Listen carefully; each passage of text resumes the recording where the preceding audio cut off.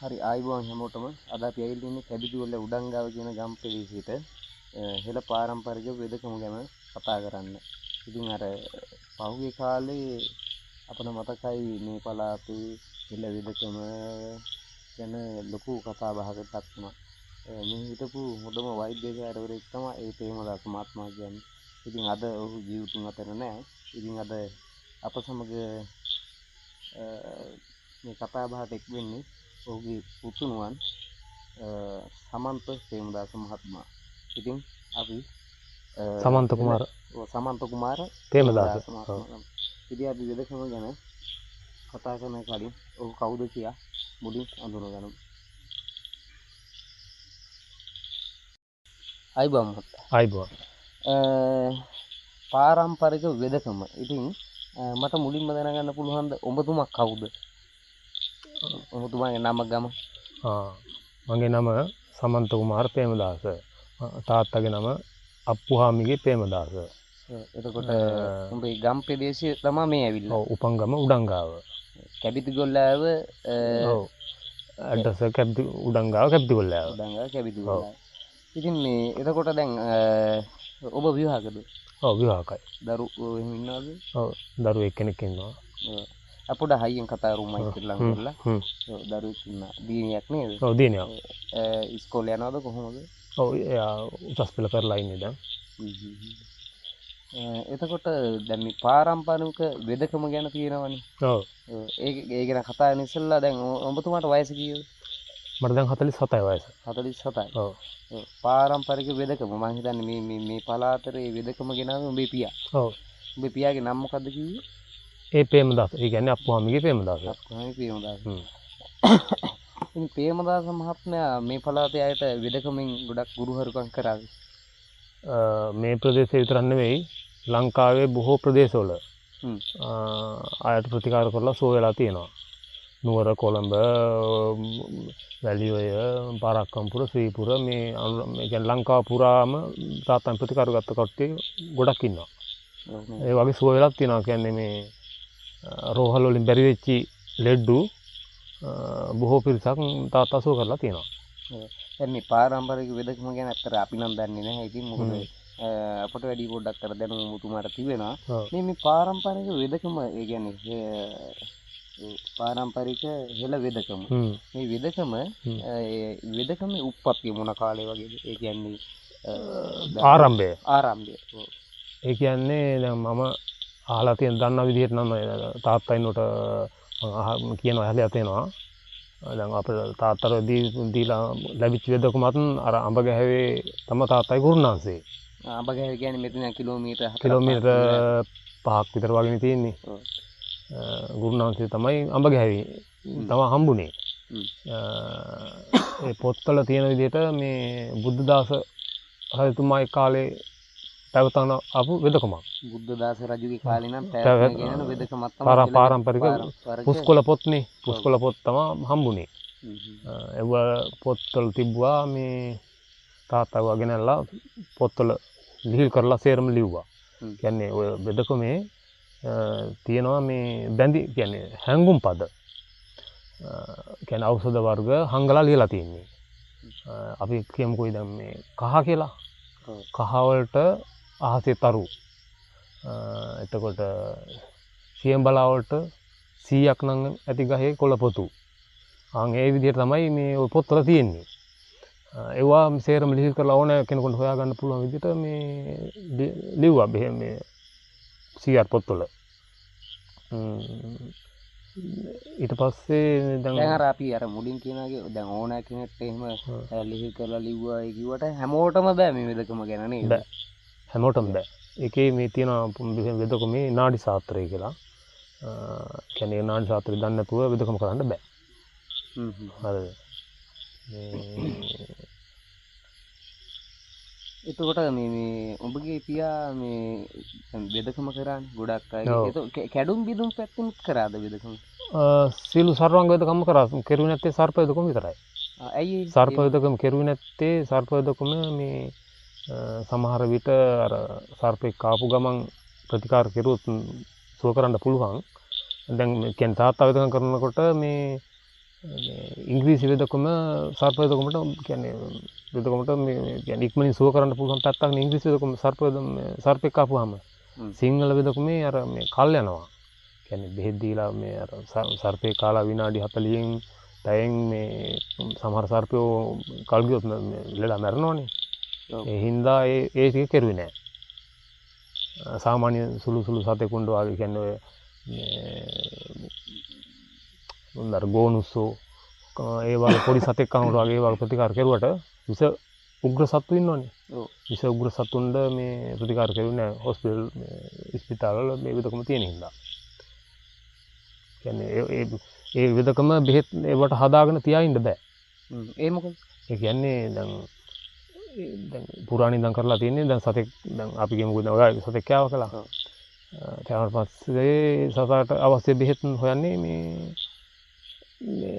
රෝගියා ගියන් පස්සේ. ඒ හින්දා ඒවා හදලා තියන්නේ නැහැ හුඟක් දුරට.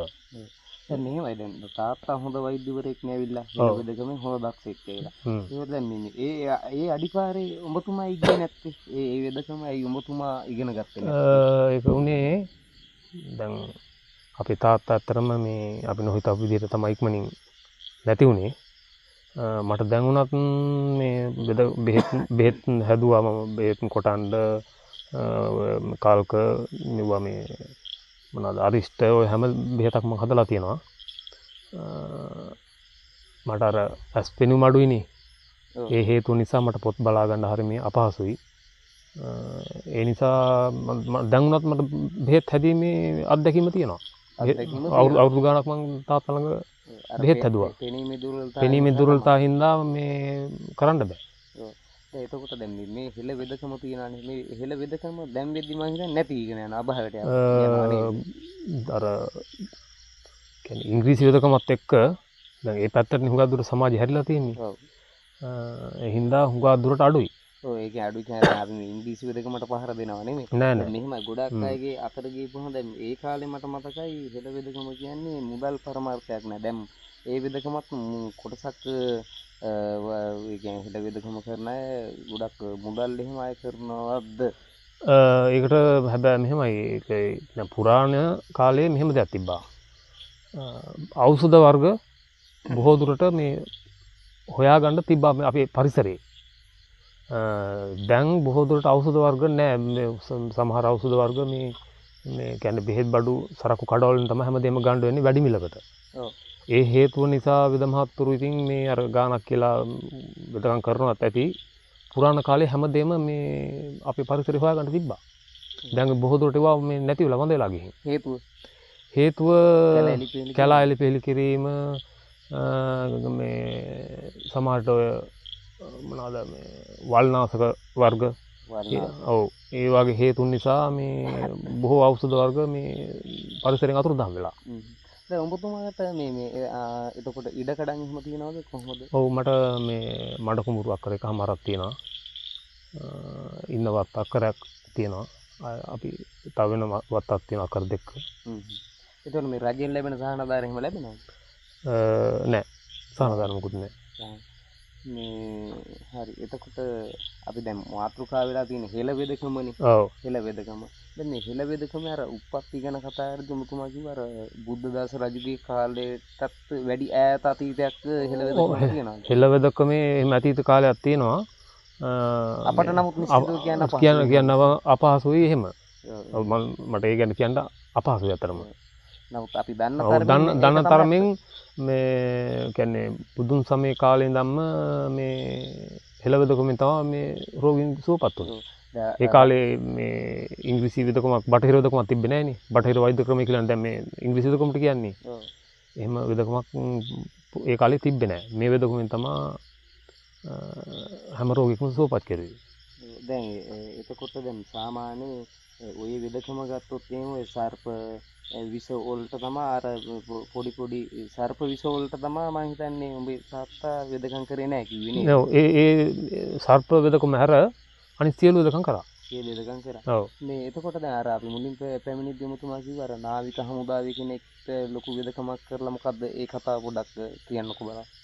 ඔව් අර මේ නාවික හමුදාවේ මේ කවුද හමුදාපතිතුමාගේ නෝනට හ්ම්. එයාගේ මේ මොකද ලොකු අසනීපයක් තිබිලා ඒක මේ පුළුවන් තරම් මේ වෛද්‍යවරු ළඟට ගිහින් තියෙනවා. හ්ම්. ගිහින් එයාට මේ කියන්නේ සුවයක් ලැබිලා නැහැ. ඊට පස්සේ තාත්තා ළඟින් බෙහෙත් කරලා මේ එයාට මේ සුවයක් ලැබුණා. හ්ම්. ඊට පස්සේ තමයි එතුමායි අර බෙහෙත් ශාලාවෙන් හදලා දෙන්න උදව් කරනවා කියලා බෙහෙත්සලක් හදලා දුන්නා. දුන්නා. හදලා දුන්නා. ඊට පස්සේ බෙහෙත්සලා හදලා දුන්නාට පස්සේ තාත්තාගේ අබායෙන් පස්සේ ඒ බෙහෙත්සලා ඉතින් කරන්න කියන්න කෙනෙක් නැහැ නේ. ඔබතුමාටත් ඒක අපහසුතාවයක් තිබුණා නේද? ඔව් ඔව්. ඒ නිසා ඒක ඒ වෙදකම දැන් මේ ගමෙන් අබාවටම ගියා කුටිම ගෙනන්නේ. ඔව් දැන් කිසිම කෙනෙක් ළඟ අතරම නැහැ කරන්න කෙනෙක් නැහැ. මේ වෙදකම දීපු තැන ඒ ගුරුනාන්සේ පවුලේ කවුරුත් නැහැ. අපේ පවුලෙත් ඉතින් තාම කෙනෙක් නැහැ කරන්න. එතකොට දැන් මේ අපිට දැනගන්න පුළුවන් දැන් ඒ ඔය කියන බෙදකම් ගැන අර ලියපු පොත්පත්වත් දැන් නැද්ද එතකොට? පුස්කොළ පොත් ටික මේ තියෙනවා මේ වෙදකම දීපු පවුලේ එයාලා අරන් ගියවුවා. කවුද ඒ කිව්වේ? කියන්නේ මේ අඹගැහැවේ ඒ අත්තගේ පුතාලා මේ පුතා කෙනෙක් මෙහි මලගෙදර ආපු ගමන් ඒ ගමම ඒ පොත් ටික පුස්කොළ පොත් ටික අරන් ගියා. ඒ කියන්නේ ඔබතුමාට නොකිය දරන් ගියේ නැතු කියලා දරන් ගියේ? කියලා අරන් ගියා. කියලා දුන්නා. ඔව් ඒක දුන්නා. ඒවා තියාගත්තත් අපිට තේරුමක් නැහැ. නමුත් දැන් මෙහෙමයි තේරුමක් නැහැ කියන්නේ මෙහෙමයි දැන් සාමාන්‍ය අනාගතයේදී දරුවෙකුන්ටත් මේක උම්මනා වෙයි කියලා ඔබතුමාට හිතුන්නේ නැද්ද? ලියාපු පොත් ඒ වල මේ බෙහෙත් ලියාපු පොත් තියෙනවා. බෙහෙත් ලියාපු පොත් තියෙනවා. ඔව්. කියන්නේ ඒක මේ ලිහිල් වල ඉලා තියෙන්නේ. ඒක හේතුව පුස්කොළ පොතේ තියෙන එකක් දැන් කෙනෙකුට හොයාගන්න බෑ. දැන් මෙහෙමයි දැන් අපි දැන් ඔබතුමාට ඉදි අතර මේ ඇවිල්ලා අර මේ දුෂ්කර පළාතකින් ඇවිල්ලා. ඔව්. ඒ කාලේ දැන් මේ පළාතේ කොටි කලබල වගේ දේවල් ගොඩක් මම හිතන්නේ තිබුණා. මේ ගමට එහෙම කොටින්ගෙන් ත්‍ස්තවාදීන්ගෙන් බලපෑම් ඇති වුණාද කොහොමද? මෙහි කිසිම කෙනෙක් මේ කියන්නේ ගමට කොටි පැනලා මේ වෙඩි තියලා මරලා එහෙම ප්‍රශ්න වුණේ නැහැ. ඒ වුණාට අවට ගම්මානවල තිබු ප්‍රශ්න නිසා ඉතින් මේ බයට කැලේ ආර්මේ ගියා ඉතින්. ලොකු එල්ටි ප්‍රශ්නයක් වුණේ නැහැ ඉතින්. ඔව්. ඉතින් අර මේ ගම් පළාත විතරක් නෙමෙයි මම හිතන්නේ මේ පළාතේ අනුරාධපුර දිස්ත්‍රික්කයේ සෑහෙන ප්‍රසිද්ධ චරිතයක් තමයි ඔබගේ පියා. ඔව්. ඒතකොට වෛද්‍යාචාර්ය ඒ වගේම පාරම්පරික වෛද්‍ය ඒ ප්‍රේමරත්න නේද? ප්‍රේමදාස මහත්මයා. ඔව්. ඒකෝට දැන් මේ ප්‍රේමදාස මහත්මයා මිය ගොස් දැන් අවුරුදු කීයක්ද කිව්වේ? අවුරුදු 19. 19ක්. අවුරුදු 19ක් කෙනා. දැන් අද හිතනවාද අපරාධය එදා මටත් පොඩ්ඩක් අර පෙනීම ලැබිලා වෙලා ඇත්තටම හිතනවා. ඒ වෙදකුම නැති පාඩුව තදින්ම දැනෙනවා. දැනෙනවා කියන්නේ ඒ වෙදකුමේ තියෙන වටිනාකම මම හොඳට දන්නවා. මුදල් රෙඩිය ඒක ලොකු ප්‍රජා සේවයක් වගේ. ප්‍රජා සේවයක් මේ කියන්නේ ගොඩාක් පින් සිද්ධ වෙන වැඩක්. ඔව් අනිවාර්යයෙන්. මේ මම හිතන්නේ උඹේ අර තාත්තා හැදේ මුදල්ට නෙමෙයි හැබැයි. ඒ වගේම මේ මුදල් බලාපොරොත්තුවත් නෙමෙයි උඹේ තාත්තා වෙදකම් කරේ මුදල් බලාපොරොත්තුවත් නෙමෙයි උඹේ තාත්තා යටතේ වැඩ කරපු පොඩි කොල්ලෝ කුරුට්ටු සේවික සේවිකව මම හිතන්නේ අති මහත් ප්‍රමාණයක් හිටියා ගොඩක් අය හිටියා. ඒ කට්ටියවත් මුදල් බලාපොරොත්තු වෙන නෙමෙයි මේ වැඩ කරේ. නමුත් ඒක සුවිච්චාවෙන් කරා වගේ මාර විදියට එහෙම වැඩ කරා. සෑහෙන පිරිසක් හිටියා නේද? සෑහෙන පිරිසක් හිටියා. ඒ කියන්නේ මේ ගමේ අපේ ගමේම අපේ පවුලෙම අසල්වාසී පවුලේම තමයි හිටියේ. ඒ කාලේ කියන්නේ හරිම සුන්දරයි. සුන්දරයි. කියන්නේ අපේ ගම කියන්නේ මේ ඔක්කොම ඇත්තටම පවුල වගේනේ. පිට කියලා කෙනෙක් නැහැ නේ එහෙම. ඔක්කොම පවුල් සම්බන්ධ අය තමයි ඉන්නේ. එතකොට දැන් මේ උඩංගාව කියන ගමේ දැන් ඒ වෛද්‍යාචාර්යතුමා ඇරෙන්න තවත් හිටියද හෙළ වෙදකම ගැන දන්න කියන එක්කෙනෙක් හිටියා කියලා අහලා තියෙනවා. මම දන්නේ නැහැ. අපි ඉතිනකොට එයා නැහැ. කියන්නේ අපිට මතකයක්වත් නැහැ. ඒ කියන්නේ උඹලා ඉපදිලත් නැහැ වෙද්දි නේද? ඉපදිලත් ඉන්න සමහර විට යා නැති නෝට අපිට මතකයක් නැහැ එහෙම. ඔව්. ඉතින් මේ හරි ඉතින් ඔය අපි අද කතා කරන්න හදන්නේ එළ පාරම්පරික වෙදකම ගැන. ඔව්. වෙදකම කියන්නේ ඇවිල්ලා ගොඩක් වටින දෙයක් හෙළ වෙදකම. මොකද සාමාන්‍යයෙන් අතක් පයක් කැඩෙනවනේ. ඔව්. අතක් පයක් කැඩුනාම මේ ඒකට තියෙන ඖෂධ වර්ග මොනවාද? අතක් පයක් කැඩෙනකොට සාමාන්‍ය මේ හන්දි බෙහෙත් පැත්තනේ කියන්නේ. හන්දි බෙහෙත් පැත්තේ සාමාන්‍ය බෝමි මොනවාද මේවා මේ මොනවද නික කියලා. ඔව් නික නික දලු නික දලු එතකොට අය මොනවද මෙවුවා මේ තව ගොඩක් බෙහෙත් ඖෂධ තියෙනවා මේ මතක නැහැ දැන් අනිත් එක අවුරුදු 19ක් 20ක් විතර දැන් භාවිතේකුත් නැහැ නේ දැන් අද අර පොත් ලගේ ළඟ තිබ්බනම් දැන් මේ කියලා කියන හරි තිබ්බනේ දැන් උනත් අර හදාපු බෙහෙත් වල නම් මේ ඒ හදාපු බෙහෙත් හදන විදිය තාම මතකයි එක එක සමහර තෙල් වලට ගත්තු මේ කාල්ක දැන් සිංහල වෙදහුමේ තියෙන්නේ tat කුඩු බෙහෙත් කාල්ක මේ අරිෂ්ඨ තෙල් ඒ වගේ දේවල් නේ තියෙන්නේ. ඒවකට ගත්තු ඖෂධ ඒවත් කොටසක් මතකයි. ඒ වලට හැමදේම මතක තියාගන්න බෑ. සමහර බෙහෙත් වලට තියෙනවා සෞරස් බෙහෙත් ඖෂධ වර්ග 50 60 70 එහෙම තියෙනවා. ඒවා කොහොමද මතක තියාගන්න බෑ.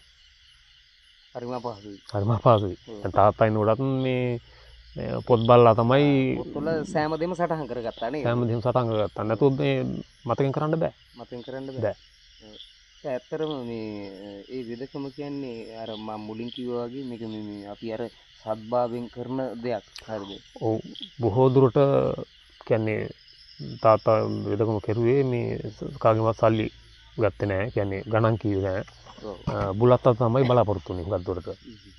ඒ සාමාන්‍ය අර මුදල් දීලා ගිහුවත් ඉන්නවා එහෙමද? ඔව් තින් බුලත් අසක් උඩ මුදලක් දෙනකොට ගන්නවා. මෙච්චරයි කියලා මේ ගාණක් කියලා නෑ. නිකන් කෙනෙක් ආවත් මේ බෙහෙත් දීලා අරනවා. ඔව් නේද? නිකන් හරි තමන්ට තියෙන දක්ෂතාවය කියන්නේ තමන්ගේ වැඩේ තමන් හරියටම කරලා දෙනවා. කරලා දෙනවා. මෙහෙම කියලා ඉුවේ නෑ. දැන් අද නම් මම හිතන්නේ දේශීය වෛද්‍යකමට ඇවිල්ලා මේ වෛද්‍යකම පාරම්පරික වෙදකමේදී මේ මුදල්ම සොයාගෙන යන පිරිසකුත් ඉන්නවා. ඒක මෙහෙමයි. සමහරු අර මුදල් හම්බු කිරීම කියන බලාපොරොත්තුවේ ඉන්න අයත් ඇති. මම ඉන්නවා කියලා චෝදනා කරන්නේ නැහැ. අපිට එහෙම චෝදනා කරන්න හොඳ නැහැනේ. එහෙම පිරිසකුත් ඇති. සමහර විට ඇති. ඒ වුණත් අර මං ඉස්සෙල්ලා කියපු දේ බලපානවා. කියන්නේ බෙහෙත් ඖෂධ වර්ග ගොඩක් ගණන් දැන්. දේවල් කැලේදී හොයාගන්නත් බෑ. ඒ අර පුරාණ යුගයේ කැලෙන් හොයාගත්තු දේවලුත් බොහෝ දුරට ගන්න වෙන්නේ කඩවල් වලින්. අද අනිත් දේ තමයි කැලේ තිබුණත් රින්ගන්නත් බෑනේ පොරොත් එකේ මහතුරු පව. ඔව් ඒ වගේ ප්‍රශ්න ගොඩක් තියෙනවනේ. මේ බොහෝ ඖෂධ වර්ග නැති වෙලා වඳ වෙලා ගිහින් සමහර ඒවා කපලා විනාශ කරලා හරි මොන හරි වෙලා මේ ඖෂධයක් හොයාගන්න එක හරි අමාරු කාර්යයක්. එතකොට මේ අපිට දැනගන්න පුළුවන් දැන් උඹ එතකොට විහසායකෙක් කියලා. උඹ ගොවිතැන් කරලා ජීවත් වෙනවා.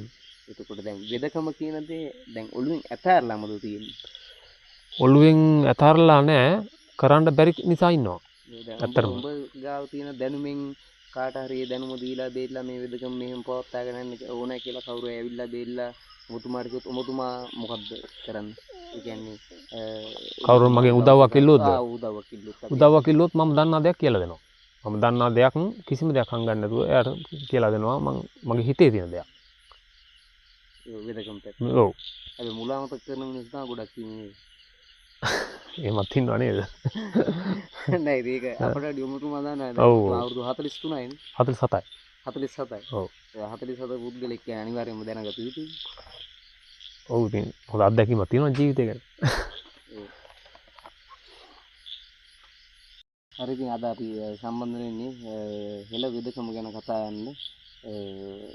උඩංගානම් ගම්පියසි ජීවත් වුණු ප්‍රේමදාස මහත්මයාගේ පුදුරුවන් සමග ඉතින් ඔබ අර පැවසුවා මේ වෙදකම ගැන ඉගෙන ගන්න කවුරු කෙනෙක්ට අවස්ථාවක් තියෙනවා නම් ඔහු ගාව තියෙන දැනුම ඔහු ඒ ගැන කියන්නේ මම යම් කිසි දෙයක් දන්නවා නම් මේ දැන් මම දන්නා දේ තමයි ඔයත් එකත් මම කියන්නේ. ඔව්. ඒ වගේ මේ යම් කිසි කෙනෙක් ඒ වෙදකම ආසෙදයක් ඇහුවොත් කියලා දෙනවා. ඒක කෙනෙකුට දන්නා දෙයක් කියලා දෙන එකත් ලොකු පිනක් කියලා තමයි මම හිතන්නේ. දැන් මුදල් නෙවෙයිනේ පරමාර්ථය නේද? නෑ. තමන් දන්නා දේ තමන් කියා දෙන්න කැමතියි. කැමතියි. ඔව්. දැන් හිත කවුරු කෙනෙක් આવුත් ඒ උදව් කරනවා. මේ වෙදකම ගැන අහන්නද? ඔව්. ඔව් ඉතින් නරක දෙයක් නෙවෙයිනේ අහන්නේ නේද? ඔව්. ඔබ වෙදකම පැත්ත කීයක් දන්නවද? වෙදකමේ පැති කියන්නේ තාත්තා කරපු වෙදකම සර්වාංග වෙදකම. හරිද? වෙදකමේ පැති කියලා එහෙම විශේෂ කියන්න බෑනේ. කියලා නිම කරන්න නිම කරන්න බෑ. අතන ඒකේ මහ ගොඩක් තියෙනවා. ඒ කියන්නේ හරියට කියන්නේ වෙදකම් කරපු කෙනෙක් උන් ඔයිට වැඩි දෙයක් කියන්න පුළුවන්. මට වෙදකම් මං ළඟ හිටියට බෙහෙත් හැදුවට අහපු දේවල්නේ මම මේ කියන්නේ. මම අහලා දැනගත්තු දේවල්. සාමාන්‍ය දැන් අර කැඩුම් බිදුම් පැත්ත විතරයිනේ සර්වාංග වෙදකම කියපුවාම සර්වාංග වෙදකම කියන්නේ මොකක්ද? සර්වාංග වෙදකම කියන්නේ මුළු ශරීරෙම. මුළු ශරීරෙම. ශරීරෙම. සර්වාංග කියන්නේ මුළු ශරීරෙම. සිත පාද දක්වා. දෙපතුල් දක්වා තියෙන රෝග. සාමාන්‍ය තුන්දොස් රෝග දැන් වෙදකමේ තියෙන මිනිසුන්ට තුන්දොස් රෝග. රෝග ගැන කිව්වොත් තුන්දොස් රෝග එතකොට මේ ගෙඩි පිළිකා දැන් සාමාන්‍ය ඉංග්‍රීසි වෙදකමේ ලෙඩ තියෙනවා කියන්නේ. එතකොට දැන් ඉස්සර දැන් ඔය වකුගඩුව අමාරු මේ දැන් වකුගඩුව අමාරුම කියලා දැන් ප්‍රෙෂර් කියලා දැන් කියනවනේ. දැන් රජරට පුරේට කොහොමද වකුගඩුව අමාරු වැඩි? දැන් ඒ කාලේ මේ ඕවා තිබ්බා. හොයාගන්න දැන් වගේ අර නවීන තාක්ෂණයක් තිබ්බේ නෑනේ. ඔව්. දැන් තාක්ෂණයෙන් තමයි රෝග ගොඩක් දුරට හොයාගත්තේ. පුරාණ කාලෙත් ওই රෝග තිබ්බා. රෝග වලින් සමහරට වකුගඩු රෝග කියලා රෝගයක් පුරාණේ තිබ්බද? පුරාණේ වකුගඩු රෝගෙට කියලා තියෙනවා මොකද තිඹිර වාත පාණ්ඩුව කියලාලු කිව්වා කියන්නේ. අපිට හුන්නේ. තිඹිර වාත පාණ්ඩුව. තිඹිර වාත පාණ්ඩුව. ඔව් කියලාලු මේ සාමාන්‍ය හොයාගෙන මිනිස්සු හිතාගෙන ඉඳලා තියෙනවා. සමහරට ඒක තමයි දැන් වකුගඩු රෝගය කියලා මේ දැන් පරීක්ෂණ උපකරණ තියෙනවනේ. ඔව්. ඒ වලින් මේ හොයා වකුගඩු රෝගය ඉස්සරත් තිබිලා තියෙනවා. රැගලා තියෙනවා. ඔව් නේද? හරි. ඉතින්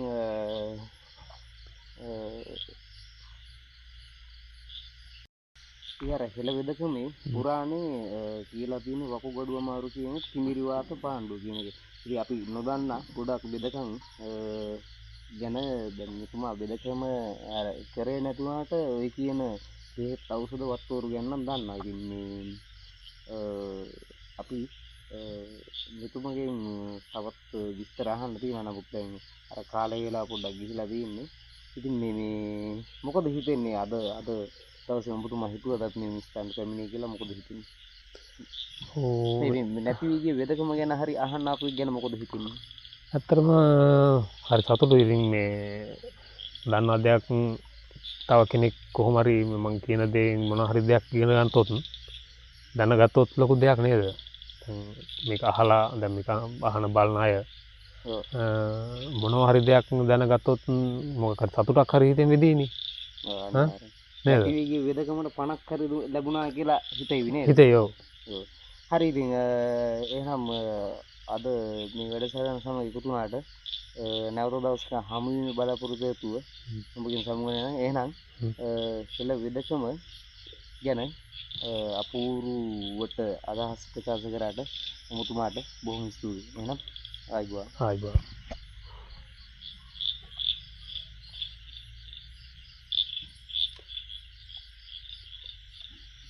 හරි ඉතින් අපි අද කතා කරේ හෙළ වෙදකම ගැන. ඉතින් නැවත දවසක හමු වීම බලාපොරොත්තු වෙතුව දැනට මේ සමුගන්න හෙළ වෙදකම ගැන නැවතත් දිනක මෙතුන් සමග කතා කිරීමට අප පැමිණා. එහෙනම් සියලු දෙනාටම සුබ රාත්‍රියක්.